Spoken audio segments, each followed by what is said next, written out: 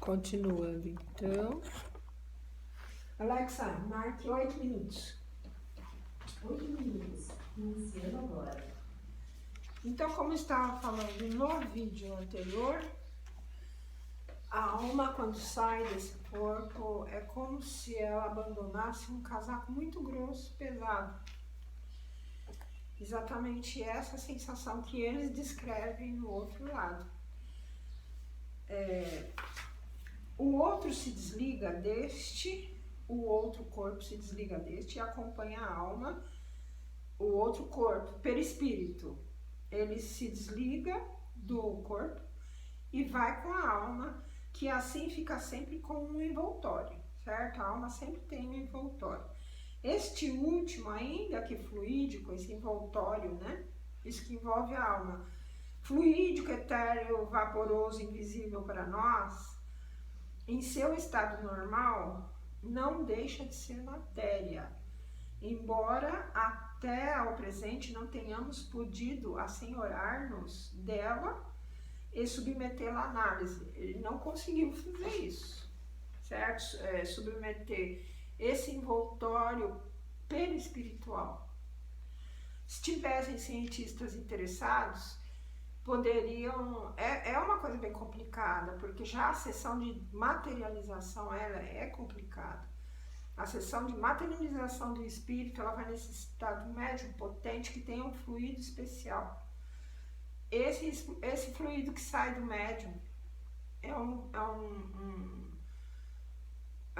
como se fosse um algodão branco saindo dos ouvidos, das narinas, da boca, e é ele que vai ser usado, esse fluido que sai desses orifícios que a gente tem no corpo, porque ele é um fluido material, mas só que determinados médiuns têm, e ele vai servir para materializar o corpo. E isso requer muita energia também do próprio médium.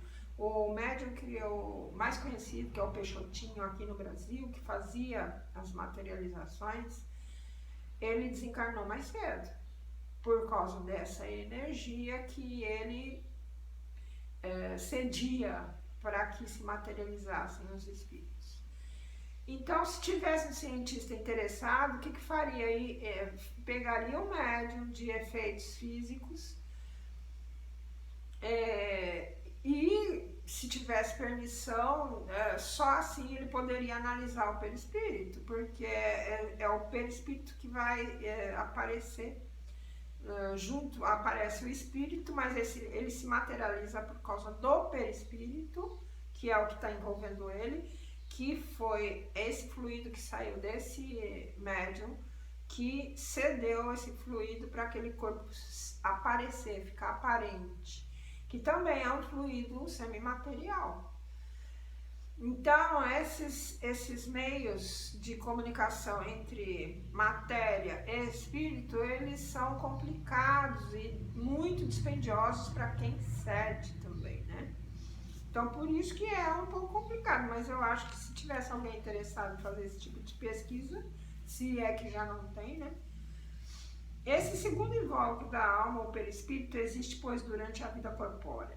É o intermediário de todas as sensações que o espírito recebe, pelo qual transmite sua vontade ao exterior e atua sobre os órgãos do corpo. Então, sem esse envoltório, como eu falei, espírito não conseguiria nem mexer com o corpo, certo? E ele é como se fosse o sistema nervoso entre o corpo e entre o espírito.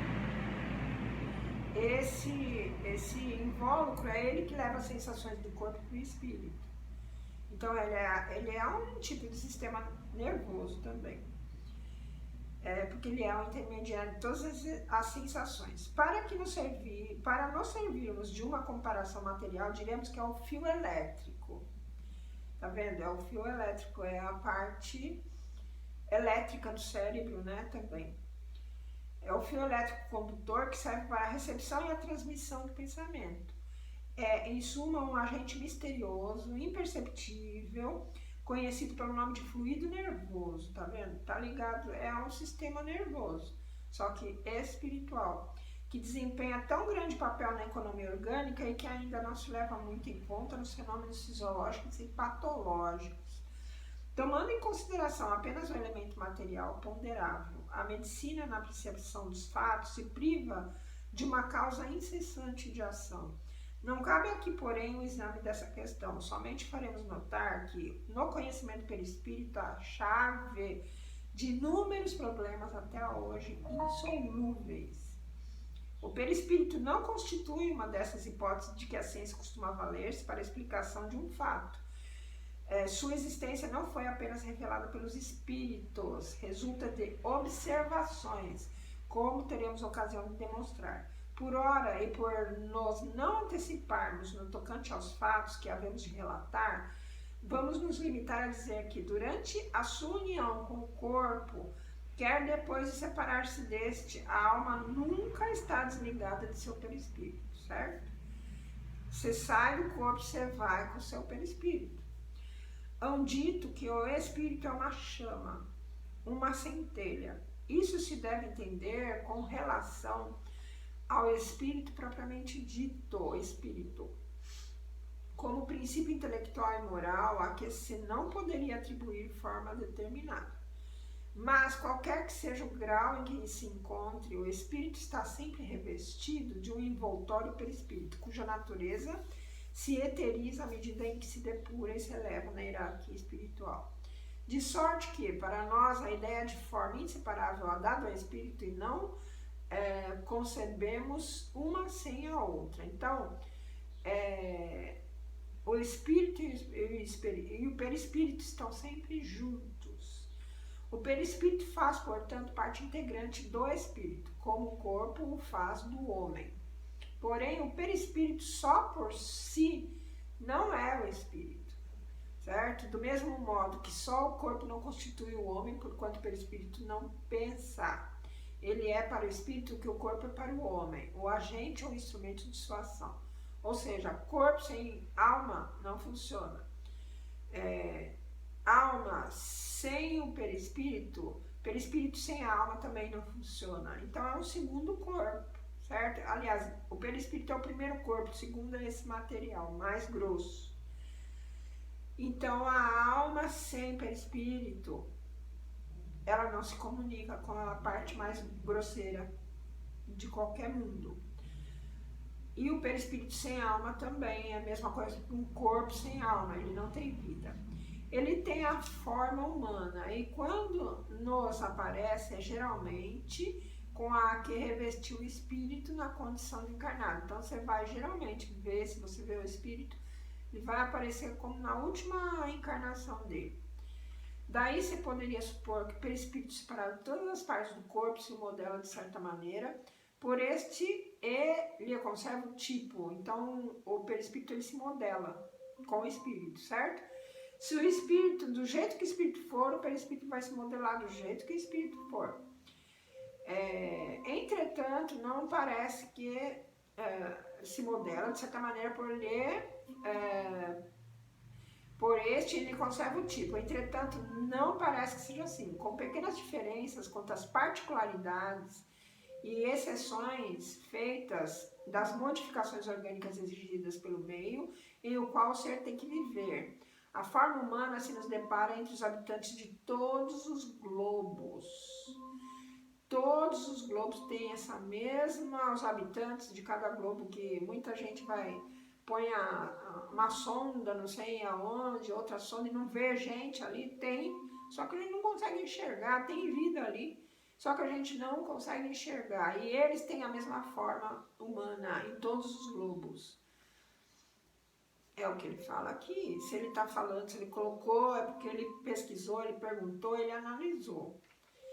Não foi achismo. Então, com pequenas diferenças quanto às particularidades, tem diferenças de um planeta para o outro. É só você imaginar. Aqui, nós vivemos do gás oxigênio. Então, a gente precisa de orifícios, né? 2 orifícios. Precisamos de um pavilhão auricular, tudo isso para entrar em contato e receber informações do planeta. Talvez em outro planeta não precise ter ouvido, talvez só pelo pensamento eles se comuniquem, Não precisa ter essa narina, talvez tenha uma outra forma, porque não precisam respirar oxigênio para estar vivos ali, certo? Então, essas particularidades que ele falou aqui, com algumas particularidades, todos têm a forma humana. Então, aqui, com pequenas diferenças quanto às particularidades, são feitas as modificações orgânicas exigidas, quer dizer, aonde eles estiverem no local, o que o local exigir vai ter essas modificações, certo? Então eu vou parar esse, né? E volto no próximo vídeo, continuando.